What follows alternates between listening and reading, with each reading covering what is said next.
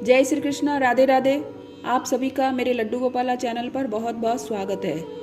दोस्तों, ये बड़ी मनोरम कथा है, आपको अवश्य ही पसंद आएगी। सुनने के बाद प्रभु के श्री चरणों में नमन अवश्य करें। यदि इस चैनल पर नए हैं तो चैनल को लाइक, शेयर और सब्सक्राइब जरूर करें। तो आइए सुनते हैं। एक पंडित जी थे, वो श्री बांके बिहारी लाल के परम भक्त थे। सुबह शाम बस ठाकुर जी किया करते थे। एक बार उनको पारिवारिक समस्या आई, जिसमें उनको धन की आवश्यकता पड़ी। उतना धन पंडित जी के पास नहीं था, तो पंडित जी ने सोचा किसी से उधार ले ले। तब पंडित जी एक साहूकार के पास धन उधार स्वरूप मांगने गए। साहूकार ने धन तो दे दिया, पर उसको 12 किस्तों में चुकाने के लिए कहा। पंडित जी मान गए, उनको इसमें कोई ऐतराज नहीं था। अब धीरे धीरे पंडित जी ने 11 किस्तें चुका दी, पर लास्ट वाली एक किस्त नहीं भर पाए। किस्त की समय सीमा निकल जाने पर साहूकार ने पंडित जी पर मुकदमा ठोक दिया। कोर्ट कचहरी हो गई। जज साहब ने पंडित जी से पूछा, तुम्हारी तरफ से कौन गवाही देगा? इस पर पंडित जी बोले कि मेरे ठाकुर जी बांके बिहारी लाल जी मेरी तरफ से गवाही देंगे। पूरा कोर्ट ठहाकों से भर गया। अब गवाही की तारीख तय हो गई। पंडित जी ने एक अर्जी लिखकर ठाकुर जी के श्री चरणों में रख दी और प्रार्थना की कि प्रभु, आप ही तो सब जानते हो, मैंने साहूकार को 11 किस्तें चुकाई हैं, मेरी लाज रख लेना प्रभु। अब गवाही का दिन आया। कोर्ट सजा हुआ था। वकील, जज अपनी दलीलें पेश कर रहे थे। पंडित जी को ठाकुर जी पर पूरा भरोसा था। जज ने कहा, पंडित जी अपने गवाह को बुलाओ। पंडित ने ठाकुर जी के श्री चरणों का ध्यान किया।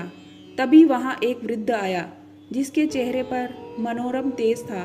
उसने आते ही गवाही पंडित जी के पक्ष में दे दी। वृद्ध की दलीलें सेठ जी के बही खाते से मेल खाती थी कि फला फला तारीख को किस्तें चुकाई गई। अब पंडित जी को ससम्मान रिहा कर दिया गया। इसके बाद जज साहब ने पंडित जी से पूछा कि ये वृद्ध कौन थे जो गवाही देकर चले गए?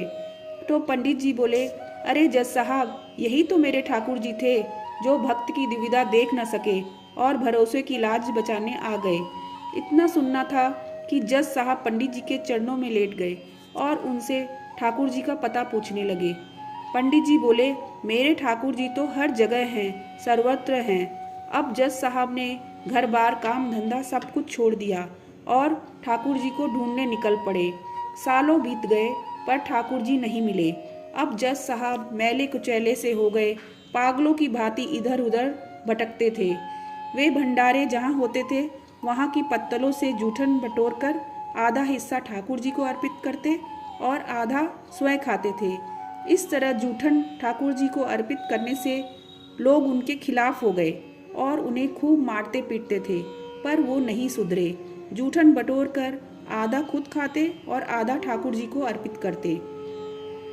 एक बार भंडारे में लोगों ने अपनी पत्तलों में कुछ नहीं छोड़ा, जिससे ये पागल ठाकुर जी को जूठन नहीं खिला सके, पर उसने फिर भी सभी पत्तलों को पोंछ पाँच कर एक निवाला तो इकट्ठा कर ही लिया और अपने मुख में डाल लिया।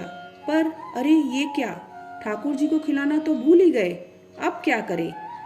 पागल जज दुविधा में पड़ गए। सोचा कि यदि निवाला गटक गया तो ठाकुर जी का अपमान, और बाहर थूका तो अन्न का अपमान हो जाएगा। अब करे तो क्या करे? निवाला मुंह में लेकर ठाकुर जी के चरणों का ध्यान किया। एक सुंदर ललाट चेहरा लिए बाल गोपाल स्वरूप में एक बच्चा पागल जज के पास आया और बोला, क्यों जज साहब, आज मेरा भोजन कहाँ है?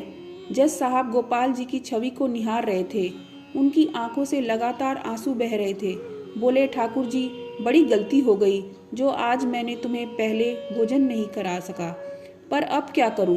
तो मनमोहन ठाकुर जी मुस्कुराकर बोले, अरे जज, तू तो निरा पागल हो गया रे। सालों से तू मुझे दूसरों का जूठन खिला रहा है, आज अपनी जूठन खिलाने में इतना संकोच? चल निकाल निवाले को, आज तेरी जूठन ही सही। जज की आंखों से अविरल अश्रुधारा निकल रही थी, जो रुकने का नाम नहीं ले रही थी, और जज साहब मेरे ठाकुर कहते कहते बाल गोपाल के श्री चरणों में गिर पड़े और वहीं देह का त्याग कर दिया। और दोस्तों, ये पागल जज और कोई नहीं, वही पागल बाबा थे जिनका विशाल मंदिर आज वृंदावन में स्थित है। वृंदावन बाके बिहारी लाल की जय।